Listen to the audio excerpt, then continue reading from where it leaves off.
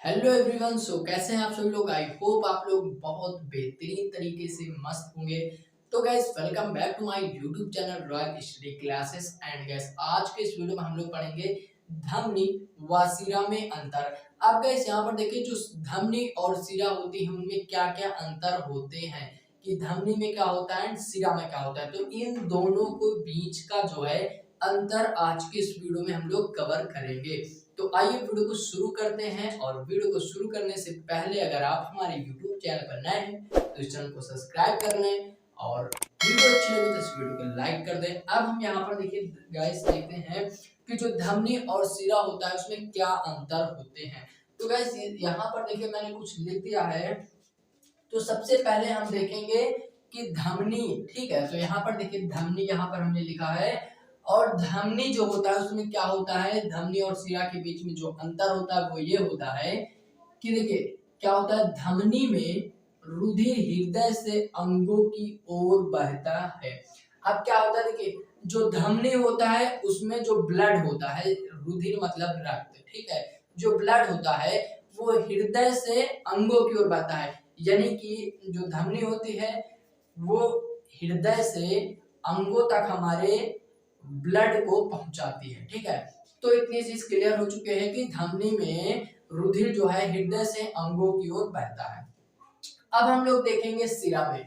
तो सिरा में हमारा पहला क्या है कि इनमें रुधिर अंगों से हृदय की ओर बहता है। यानी इनमें रुधिर जो है अंगों से हृदय की ओर बहता है। अब क्या है कि धमनी जो है सिरा के जस्ट अपोजिट होती है। ओके, अभी तक क्या था कि रुधिर जो है धमनी में रुधिर हृदय से अंगों की ओर बहता था। अब सिरा में रुधिर जो है अंगों से हृदय की ओर बहेगा। यानी जो हमारे बॉडी के ये पार्ट्स है, यानी कि यहाँ से जैसे ब्लड आएगा और वो हृदय में जाएगा और धमनी में हृदय से निकलेगा और बॉडी में जाएगा।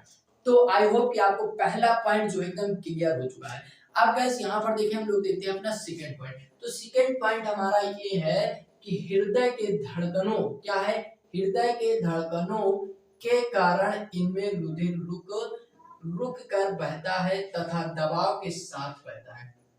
अब क्या होता है, हृदय में जो धड़कन है यानी जो हार्ट बीट है, दिल की धड़कन है, ठीक है। तो हृदय में जो धड़कन है उसके कारण जो ब्लड होता है वो रुक रुक कर बहता है, ठीक है। यानी थोड़ा स्लो स्लो रुक रुक कर बहता है तथा दबाव के साथ बहता है। उस पर एक प्रेशर होता है, जो प्रेशर के साथ में वो ब्लड जो है हमारे शरीर में गमन करता है यानी बहता है। ओके, अब यहाँ पर देखिए हम देखेंगे सिरा का सेकंड नंबर।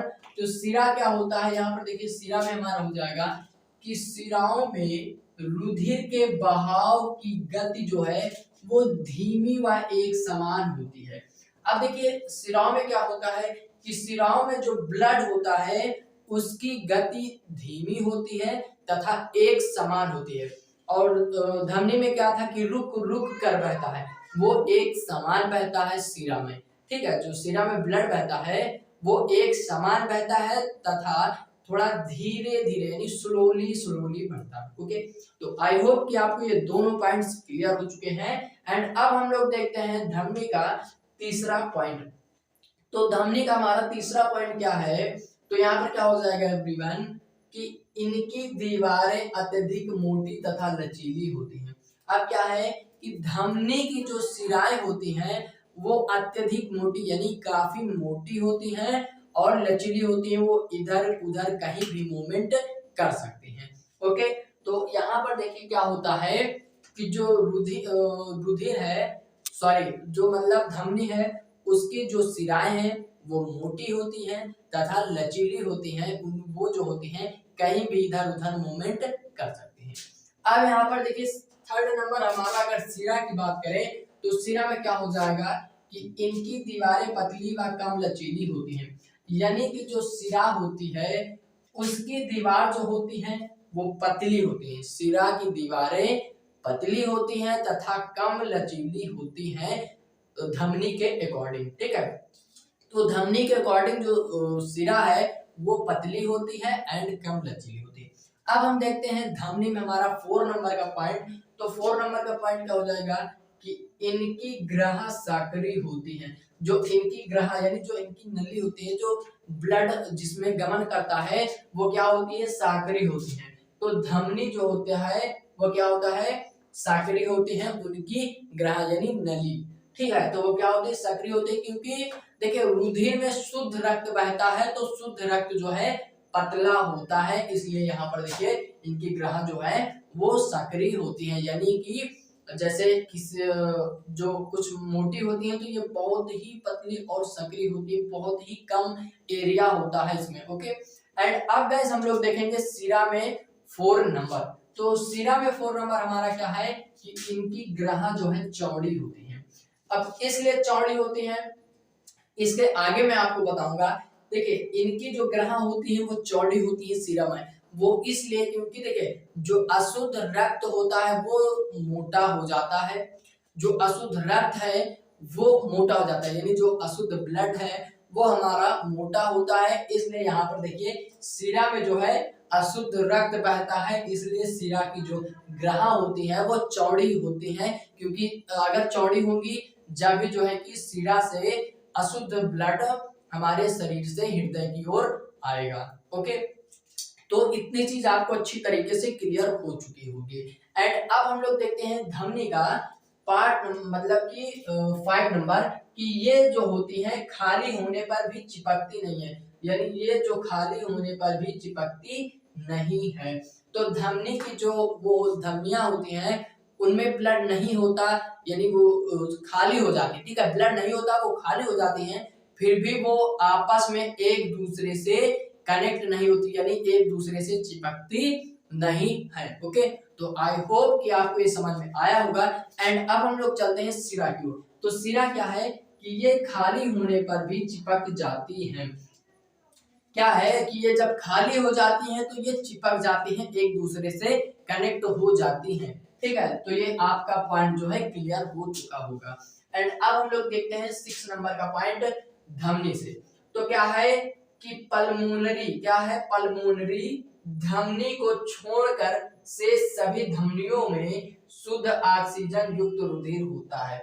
यानी पल्मोनरी क्या है, पल्मोनरी एक सिरा है जिसको छोड़कर बाकी सारी यानी कि शेष सिराओं में शुद्ध रक्त बहता है, शुद्ध ऑक्सीजन युक्त। ठीक है, शुद्ध ऑक्सीजन युक्त रक्त जो है बहता है।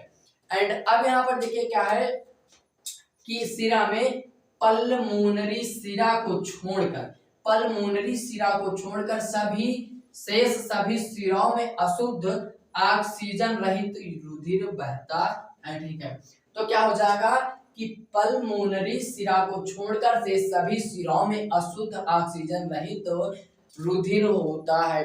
अब मैंने आपको क्या बताया था कि धमनी में जो होता है शुद्ध रक्त गमन करता है, यानी शुद्ध रक्त होता है और शुद्ध रक्त आता जाता है, एंड जो सिरा होता है उसमें अशुद्ध रक्त रहता है। तो आई होप कि आपको इस समझ में आ गया होगा। एंड अब हम देखते हैं 7वां नंबर।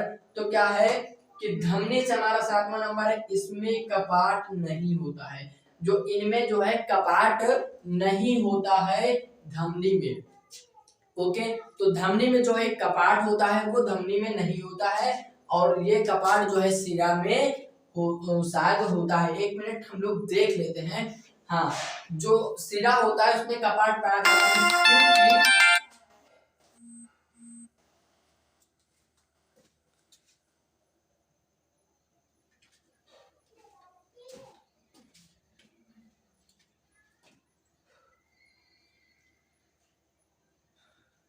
सिरा में कपाट पाया जाता है, क्योंकि यहाँ पर देखिए जो इनमें स्थान स्थान पर कपाट पाए जाते हैं, क्योंकि रुधिर को दूसरी दिशा से बहने के लिए रोका जा सके। क्या होता है कि इनमें जो है स्थान स्थान पर कपाट होते हैं जो रुधिर को उल्टी दिशा में बहने से रोकते हैं। क्या होता है कि इनमें स्थान स्थान पर कपाट होते हैं जो रुधिर को उल्टी दिशा में बहने से रोकते हैं।